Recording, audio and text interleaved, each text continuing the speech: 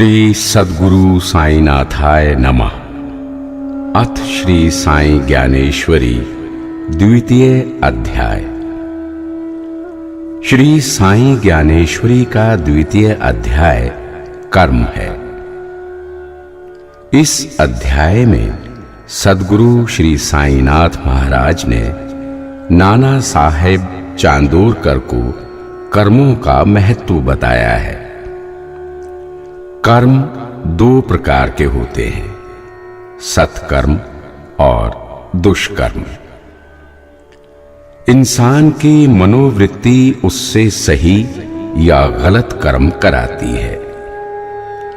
कर्म के अनुसार ही कर्म फल तैयार होते हैं। कर्मों का फल सभी को भोगना पड़ता है। कोई भी शरीरधारी इससे बच नहीं सकता। कर्म फल जन्म जन्म तक प्राणी का पीछा करता है। कर्म फल को भोगने के लिए प्राणी को बार बार जन्म लेना पड़ता है। क्या मनुष्य की सांसारिक यात्रा यूं ही चलती रहेगी? क्या आत्मा बार बार चोला बदलती रहेगी?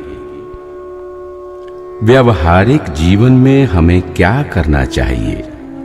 ज्ञान के साथ कर्म और भक्ति का संतुलन हमें कैसे बनाना चाहिए? साईं बाबा चांदोरकर जी को क्या उपदेश देते हैं? वे हमें भव के उस पार ले जाने में कैसे सहायता करते हैं? आइए इसे जानने के लिए हम श्री साई ज्ञानेश्वरी के द्वितीय अध्याय कर्म का पारायण करते हैं।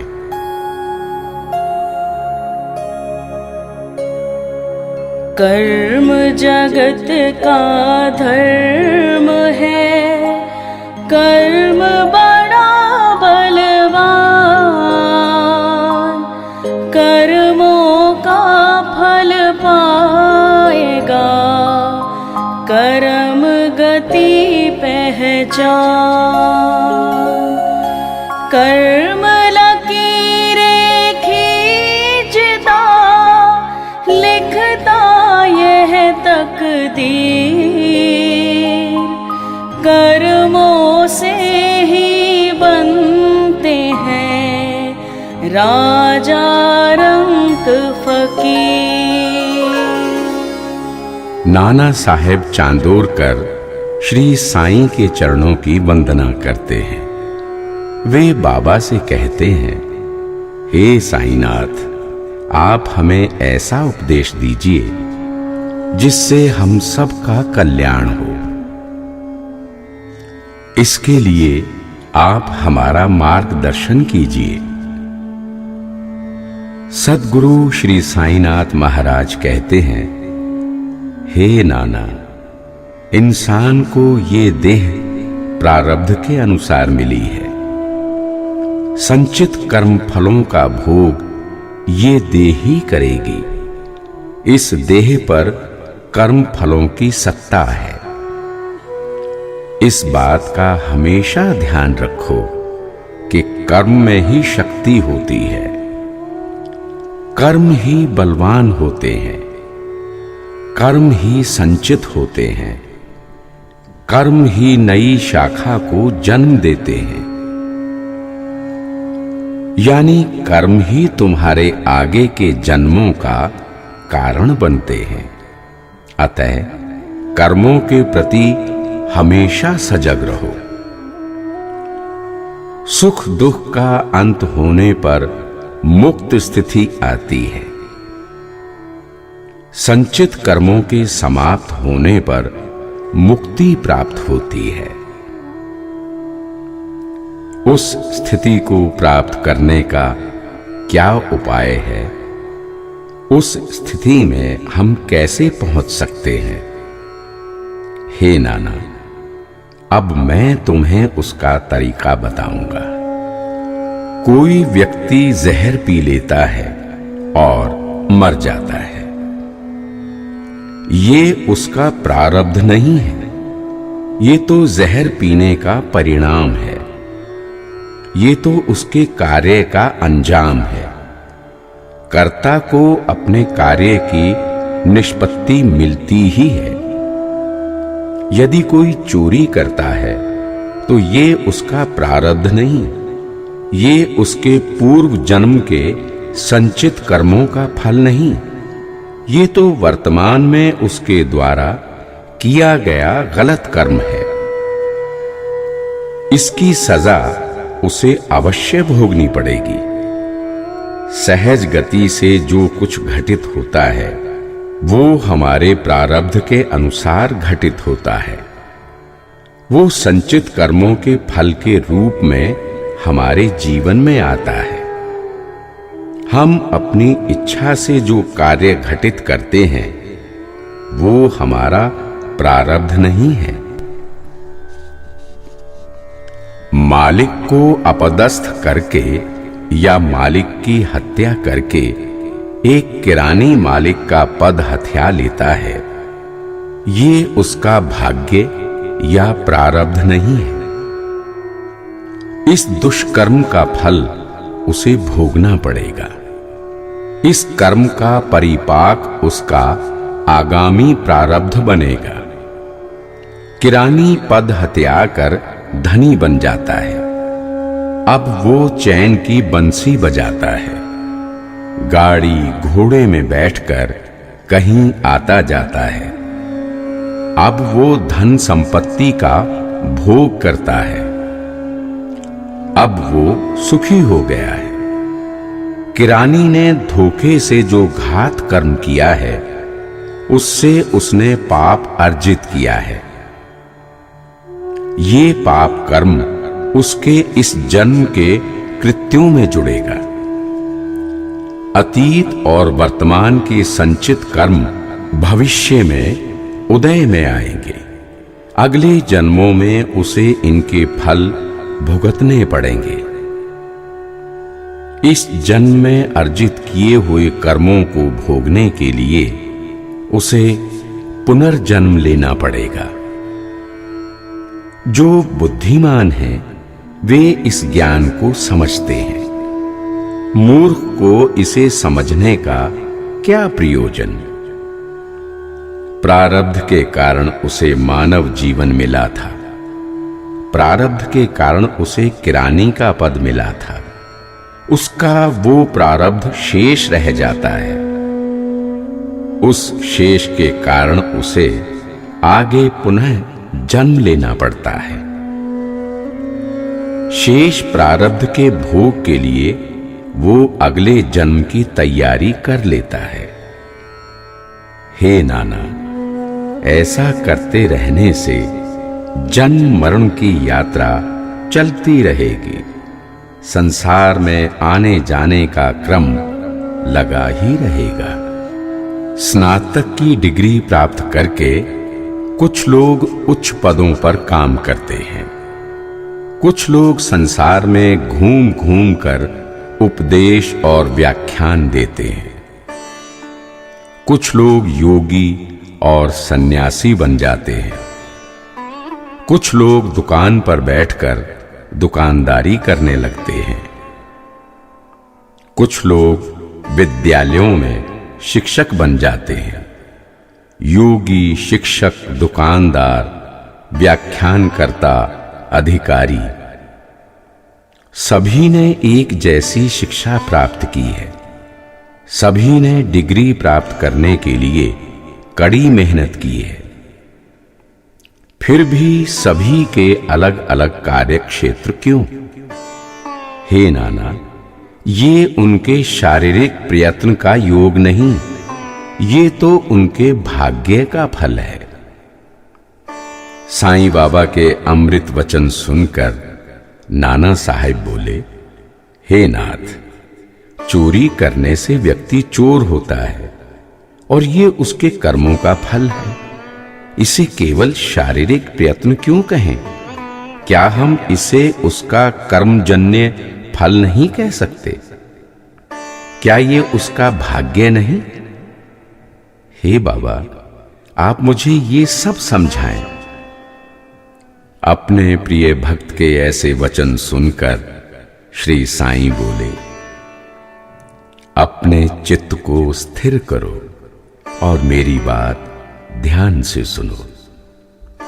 हे कुलभूषण चांदोरकर, तुम अत्यंत सज्जन व्यक्ति हो। तुम भले इंसान हो, परंतु कभी कभी भोली भाली बातें करने लगते हो। भोलापन त्यागो और मेरे वचनों पर अच्छी तरह से विचार करो। कई लोग वास्तव में चोर होते हैं। वे पकड़े जाने के बाद भी शीघ्र ही छूट जाते हैं, क्योंकि उनके खिलाफ कोई ठोस सबूत नहीं होता। ऐसा उसके प्रारब्ध के कारण होता है। कोई चोर है और जेल में बंद है, कोई चोर है और वो स्वतंत्रता पूर्वक खुला घूमता है। संसार में कर्म के अनुसार फल मिलता है, ये तय है। जो स्वतंत्रता पूर्वक खुला घूम रहा है, उसे कर्म के अनुसार फल क्यों नहीं? दोनों ने चोरी की है, दोनों के कर्म गलत हैं। फिर एक को कैद क्यों और दूसरे को आजादी क्यों? वस्तुतः दोनों का जीवन प्रारब्ध के अधीन है। प्रारब्ध के कारण चोरी करने वाला ना पकड़ा जाए, स्वतंत्रता पूर्वक घूमे, परंतु चोरी के पाप कर्म का फल उसका पीछा नहीं छोड़ता। वो उसे कभी ना कभी भोगना ही पड़ेगा। उसे भोगने के लिए उसे पुनर्जन्म लेने पड़ेंगे। वर्तमान का पाप कर्म भविष्य में पुनर्जन्म का कारण बनता है। हे नाना, मेरी बात पर अच्छी तरह से ध्यान दो। कर्म के अनुसार ही प्रारब्ध बनता है और प्रारब्ध के अनुसार फल तुम्हारे शरीर को भोगना पड़ता है। इस नीतिपूर्ण वचन के प्रति सदा सचेत रहो। आचार के अनुसार ही आचरण करो। सज्जनों की संगति करो। दुष्ट, दुर्जन एवं अभक्त से सदा दूर रहो। ऐसे लोगों की छाया भी अपने ऊपर ना पड़ने दो। तामसिक भोजन ना करो। बेकार के झगड़ों व विवादों में ना पड़ो। किसी से झूठे वायदे ना करो। किसी को कठोर शब्द ना कहो। एक बार किसी को वचन दे दो तो फिर उसे बिना किसी अविश्वास के निभाओ। वचनों को ना निभाने से ईश्वर भी दूर चले जाते हैं। काम के संचार से शरीर में कामजन्य इच्छा पैदा होती है। पुरुष केवल अपनी स्त्री के साथ एवं स्त्री केवल अपने पति के साथ इसे पूर्ण करे। पराई सुंदर स्त्री को देखकर पुरुष अपने मन में विकार ना लाए। पराये सुंदर पुरुष को देखकर स्त्री अपने मन में गलत इच्छा पैदा ना होने दे। पति पत्नी हमेशा एक दूसरे की सीमा का ध्यान रखें। काम की तृप्ति शुद्ध प्रेम भाव से करें। काम की लोलुपता एवं काम की तृप्ति के लिए यत्र तत्र काम भोग करने की वृत्ति सर्वथा अनुचित है। ऐसे लोग कभी भी मुक्ति प्राप्त नहीं कर सकते। ध्यान दे रे, ये काम बड़ा बलशाली है। ये कभी भी तुम्हारे चित्त को स्थिर नहीं रहने देता। 6 शत्रुओं में इसका प्रभुत्व सबसे अधिक है। 6 मनोविकारों में ये अग्रगण्य है। हे नाना, काम पर हमेशा नियंत्रण रखते हुए काम का सेवन करो। काम के गले में विवेक की लगाम लगा दो। काम को अपनी आज्ञा के अधीन रखो। काम के हाथों में अपने आप को न जाने दो। इन सत्य वचनों के अनुसार जो कार्य करता है वही ज्ञानी एवं समझदार है। अपने कर्म से जैसा प्रारब्ध तैयार करोगे उसका फल तुम्हारे शरीर को भोगना पड़ेगा। अतः इन 6 शत्रुओं को सीमित करो। इनकी जितनी जरूरत हो उतना ही इन्हें प्रश्रय दो।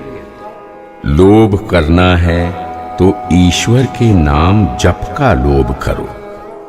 क्रोध करना है तो अनीतिपूर्ण कार्यों के प्रति क्रोध करो। आशा और इच्छा की लालसा हो तो मन में मोक्ष की अभिलाषा रखो। मोह रखना हो तो परमार्थ के प्रति मोह रखो। घृणा करनी है तो दुष्कर्मों से घृणा करो। प्रेम भक्ति एवं समर्पण करना चाहते हो तो ईश्वर से करो। अपने को किसी के हाथ में सौंपना है तो अपने आप को सदाचार के हाथों में सौंपो। ऐसा करते समय अहंकार का भाव मन में ना आने दो। सद्गुरु की कथा सुनो। अपने चित्त को सदा शुद्ध रखो। ज्ञानियों का सम्मान करो। माता पिता का आदर करो। 1000 तीर्थ यात्रा के बराबर है मां की देवी के रूप में पूजा करना, पिता की देवता के रूप में आराधना करना। अतः माता पिता की शीश झुकाकर नित्य वंदना करो।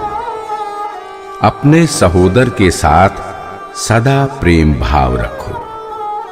यदि तुम समर्थ हो तो अपनी बहनों का भी सहयोग करो। उनका मान रखो। पत्नी का हमेशा ख्याल रखो। उसे पूर्ण प्रेम दो एवं प्रेम पूर्ण व्यवहार रखो। पत्नी के गुलाम बनकर कभी ना रहो। घर परिवार के कार्यों एवं मामलों में पत्नी का अनुमोदन स्वीकार करो। उसकी सलाह मानो। अपने पुत्र एवं पुत्रवधू के मामले में दखल ना दो। उनके बीच किसी तरह का झगड़ा मत लगाओ। उनकी एकांतता में कभी अवरोध मत डालो। उन्हें अपने तरीके से आगे बढ़ने दो। अपने पुत्रों के सामने हंसी ठट्ठा ना करो। अपने पुत्रों के साथ मित्रवत व्यवहार रखो। नौकरों के साथ अधिक मित्रता ना करो। अपनी बेटी को कभी मत बेचो। धन या जमीन जायदाद देखकर अपनी बेटी का कन्यादान किसी बूढ़े के हाथ में ना करो। योग्य एवं शिष्ट व्यक्ति को किया गया कन्यादान ही शोभा के योग्य होता है। मैंने तुम्हें पुरुष का धर्म बताया है। शास्त्रों में जैसा उल्लेख किया गया है वैसा ही तुम्हें कहा है।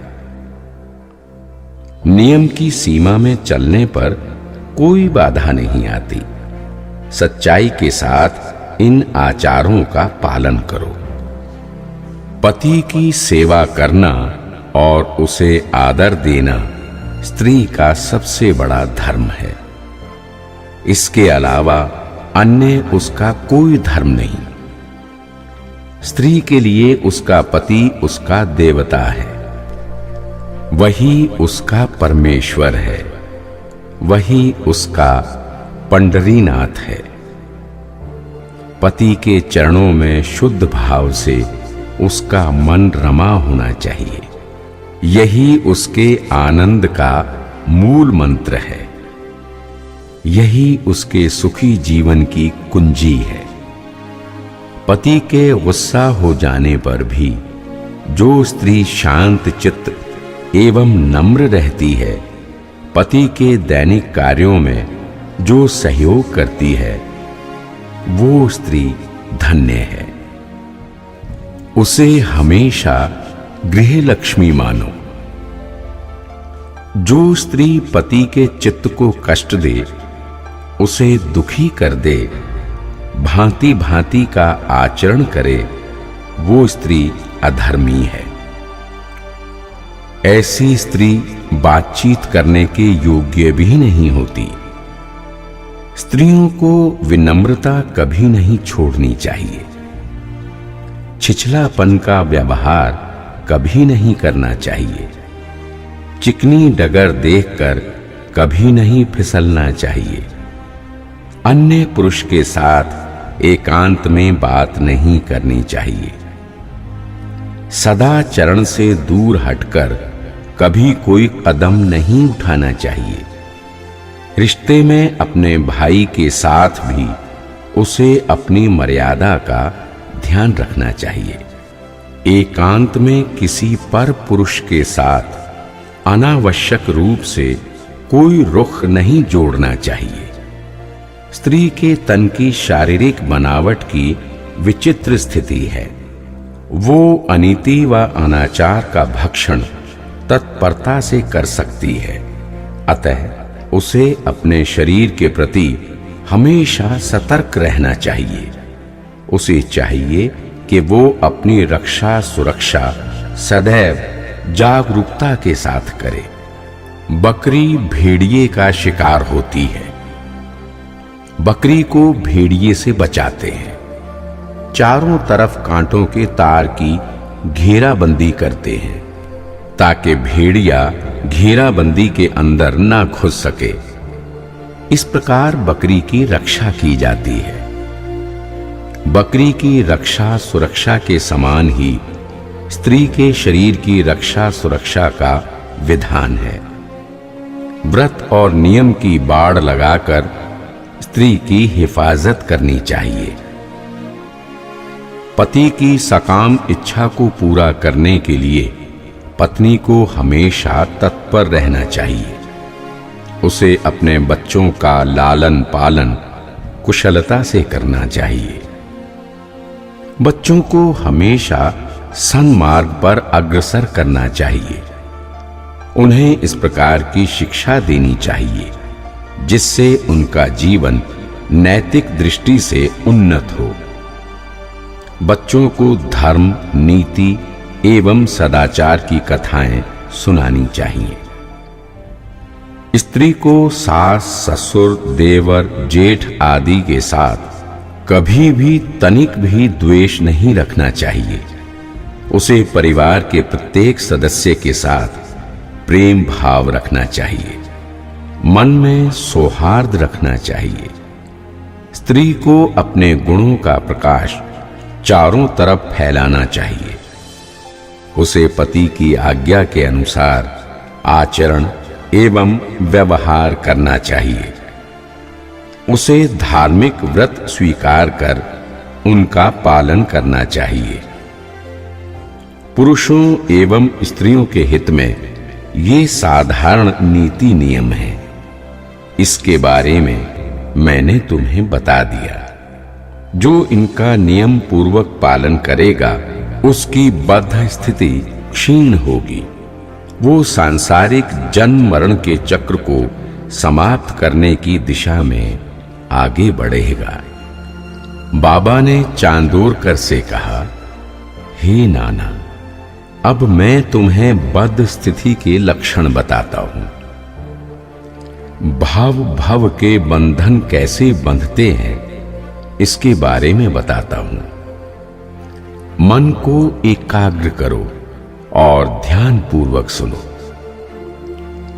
जो धर्म अधर्म को नहीं जानता, ईश्वर कौन है और उसकी क्या शक्ति है इसे नहीं पहचानता, जिसके मन में शुद्ध विचार और अच्छी भावनाएं नहीं हैं, वो जन्म मरण के बंधन बांधता है। जो कपट कार्य करता है, कटु वचन बोलता है, पाप कर्म में संलग्न रहता है, वो भव भव का बंधन बांधता है। जो साधु संत एवं सज्जनों का सम्मान नहीं करता, जो छल प्रपंच के साथ सांसारिक कर्मों में संलग्न है, वो सांसारिक बंधनों में बंधता जाता है। जिसके हृदय में दया, दान, धर्म की भावना नहीं, जो बेकार के तर्क वितर्क एवं वितंडावाद करे, वो भव भव के बंधन में बंधता है। इसे अच्छी तरह से समझ लो। आगे बाबा कहते हैं, हे नाना, जो दूसरे से धनराशि लेकर ना लौटाए, जो दूसरों की धनराशि डुबो दे, जो अपनी धनराशि बढ़ाने के लिए दूसरे की धनराशि रोक ले, जो अपनी प्रशंसा यत्र तत्र करता रहे, जो साधु सज्जनों की निंदा करे, वो भव भव के बंधन बांधता है। जो परमार्थ करे पर उसमें भी प्रपंच हो, जो पुरुषार्थ करे उसमें भी प्रपंच हो, जिसका चित्त रात दिन छल प्रपंच में लीन हो, वो भव भव के बंधन बांधता है। जो अपने मित्र को धोखा दे, जो गुरु से वैर विरोध रखे, जो वेद और शास्त्र में श्रद्धा और विश्वास ना रखे, वो भव भव के बंधन बांधता है। जो व्यक्ति धर्म ग्रंथों का पाठ करता है परंतु उसका अंतर्मन शुद्ध नहीं, वो भव भव के बंधन बांधता है। हे नाना, जो भव भव के बंधन बांधता है, उसे हजारों वर्षों तक सद्गति प्राप्त नहीं होती। वो ऐसी निम्न योनियों में चला जाता है जहां उसे किसी संत की वाणी के 2 शब्द भी सुनने को नहीं मिलते। वो ऐसे अधोलोक में चला जाता है जहां उसे अनंत काल तक असीम यातना और कष्ट भोगने पड़ते हैं। हे नाना, अब मैं तुम्हें मुमुक्षु के लक्षण बताऊंगा, यानी जिसे ईश्वर से मिलने और मोक्ष पाने की इच्छा हो। उसकी प्रकृति एवं स्वभाव के बारे में बताऊंगा। ध्यान पूर्वक सुनो, विश्वास एवं सद्भाव से सुनो। जो व्यक्ति जीवन में आने वाले कष्टों का स्वाद चख चुका हो, जो बद्ध स्थिति के कांटों का अनुभव कर चुका हो, जो संसार में जन्म मरण के चक्र की व्यथा समझ चुका हो, जो सत्य और असत्य का अंतर जान गया हो, ईश्वर सत्य है और जगत मिथ्या है, इसका ज्ञान जिसे हो गया हो और जिसके मन में परमात्मा से भेंट करने की इच्छा यानी सत्य का साक्षात्कार करने की लालसा जग गई हो, उसे मुमुक्षु जानो। जिसके मन में साधु संत एवं सज्जनों का संग करने की इच्छा उत्पन्न हो गई हो, जिसे ये चमक दमक वाला संसार मिथ्या एवं सारहीन लगता हो, जिसका मन माया के प्रपंच देखकर ऊब गया हो, उसे मुमुक्षु जानो।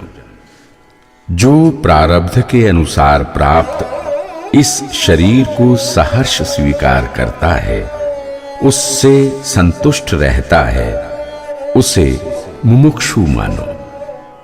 जिसे पाप कर्म में प्रवृत्त होने से पहले ही डर लगने लगता है, जो असत्य वचन बोलने से पहले ही हिचकिचाने लगता है, उसे मुमुक्षु मानो।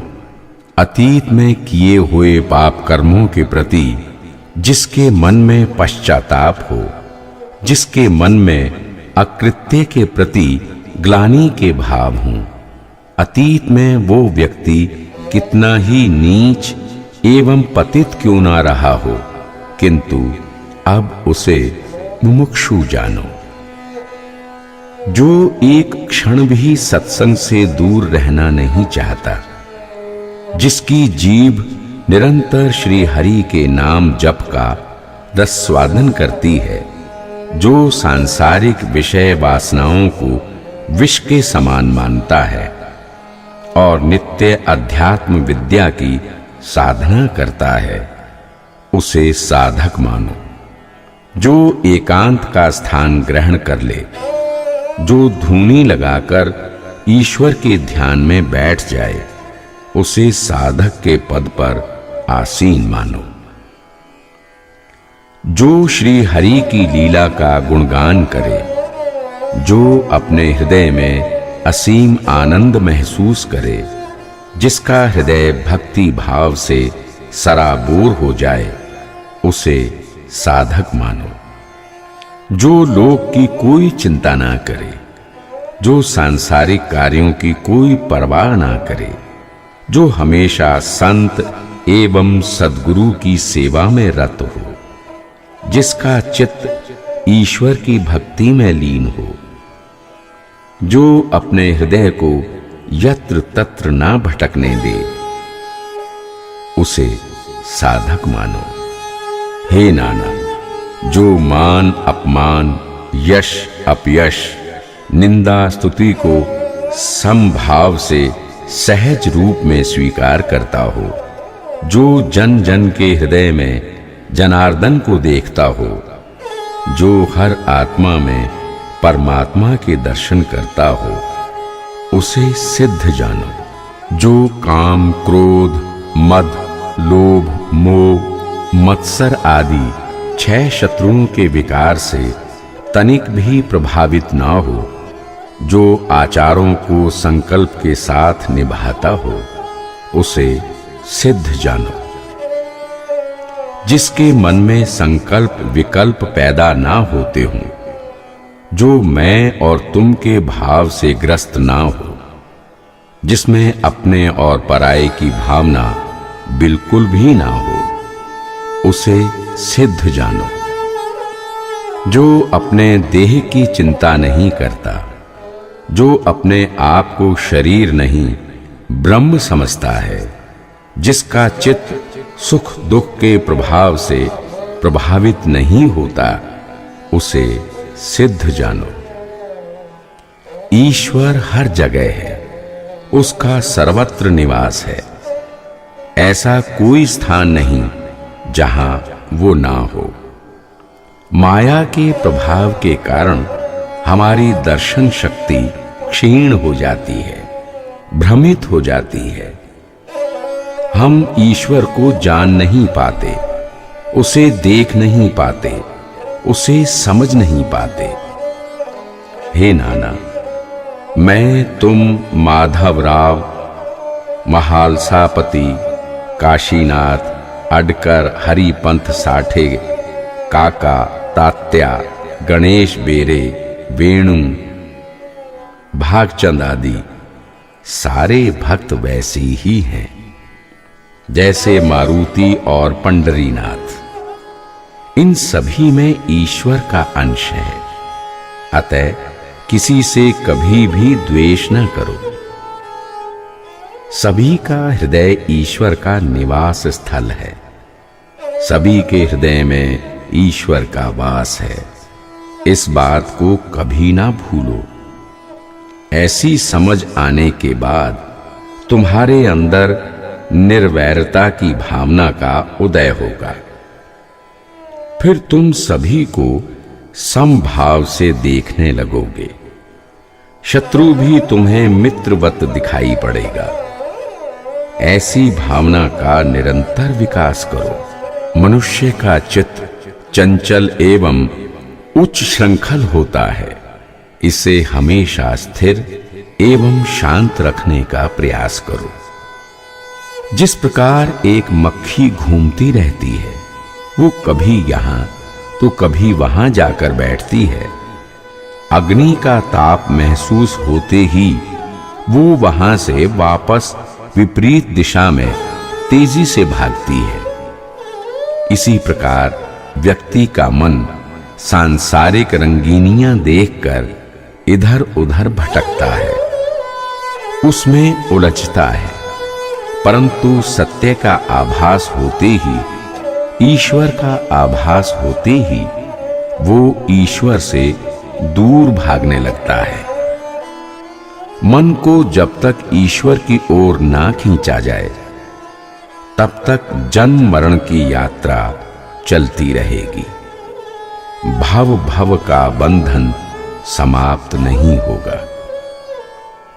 इसे समाप्त करने के लिए हमें इसी जन्म में प्रयास करना चाहिए। इसके लिए मानव योनि ही सबसे अधिक उपयुक्त है। आगे ऐसा सुअवसर दोबारा मिले या ना मिले कहना कठिन है। हे नाना, मन को स्थिर करो। मूर्ति की पूजा करते समय चित्त को स्थिर करते हैं। चंचल मन को पहले स्थिर करो। तुम्हारे हृदय में परमेश्वर विराजमान है, वो कहीं अन्यत्र नहीं है। मन को स्थिर कर उसकी आराधना करो। मन की स्थिरता एवं एकाग्रता के बिना ईश्वर की प्राप्ति संभव नहीं। मानसिक स्थिरता एवं शांति के बिना भव बंधन से मुक्त होना संभव नहीं। व्यक्ति को आध्यात्मिक ग्रंथों का पठन पाठन, मनन एवं अनुशीलन करना चाहिए। उसकी शिक्षा पर ध्यान देना चाहिए। उसे अपने जीवन में उतारना चाहिए। सभी विद्याओं में आत्मविद्या सर्वाधिक महत्वपूर्ण है। आत्मविद्या देवताओं में ब्रह्मा के समान है और पर्वतों में सुमेरु पहाड़ की तरह है। इस विद्या को जो हृदय पर अंकित कर लेता है, उसके पास मुक्ति स्वयं चलकर आती है। ऐसे व्यक्ति के सामने ईश्वर को भी झुकना पड़ता है। आध्यात्म विद्या की पायदानों पर आगे बढ़ना अत्यंत कठिन है। हे नाना, मैं तुम्हें मोक्ष मार्ग पर चलने का एक अन्य सरल तरीका बताता हूं। तुम मारुति, हरिपंत, बेरे, काका, तात्या आदि भक्तों को इस आसान तरीके का अनुसरण करना चाहिए ताकि मोक्ष की दिशा में आसानी से प्रयाण हो। प्रतिदिन सिद्ध पुरुष के दर्शन करो, उनके मार्गदर्शन के अनुसार चलो। वे तुम्हें जागरूक करते हुए आगे बढ़ाएंगे। इससे तुम पुण्य प्राप्त करोगे। जीवन की सांझ ढलने के समय तुम्हारा अंतःकरण शुद्ध रहेगा। जीवन के अंतिम समय में किसी प्रकार की कोई इच्छा ना रखो। मन को एकाग्र कर ईश्वर का ध्यान करो और मन को प्रभु चरणों में लीन कर दो। अपने आराध्य देव का सच्चे मन से ध्यान करो। ध्यान की अवस्था में जीवन का अंत होगा तो मुक्ति अवश्य मिलेगी। अभी कुछ समय पहले बोधे गांव के बन्नू ने मोक्ष की प्राप्ति की है। इसी प्रकार से अड़कर और वेणु भी मोक्ष प्राप्त करेंगे। बाबा के नीतिपूर्ण वचन सुनकर नाना ने दोनों हाथ जोड़े, बाबा के श्री चरणों में सर झुकाया और सद्भाव पूर्वक बोले, हे पर ब्रह्म मूर्ति, हे गुण गंभीरा, हे महासिद्ध योगी राज, हे करुणाकर, आप ही हमारे माँ बाप हैं। आप परम उदार हैं। आप ही हमें भव सागर से पार उतारने वाले हैं। हे नाथ, हम सब अज्ञानी हैं। आप हमें संसार सागर के तट से हाथ पकड़कर सन्मार्ग की ओर ले चलें। आपने आज हमें कर्म का जो दिव्य ज्ञान दिया है, ज्ञान का ऐसा ही प्रकाश आप हमें आगे भी देते रहें। आप हम पर ऐसी ही कृपा सदा बनाए रखें।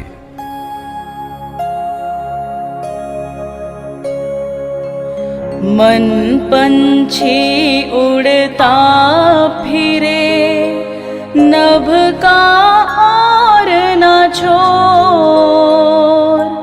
काम क्रोध मद मोह की क्षण क्षण खींचो डोर। जन्म मरण की श्रृंखला, जन्म जन्म का फेर। सद्गुरु बंधन तोड़ता, लगे ना पल भर दे। श्री सद्गुरु साईनाथार्पणमस्तु। शुभम भवतु। इति श्री साई ज्ञानेश्वरी द्वितीय अध्याय।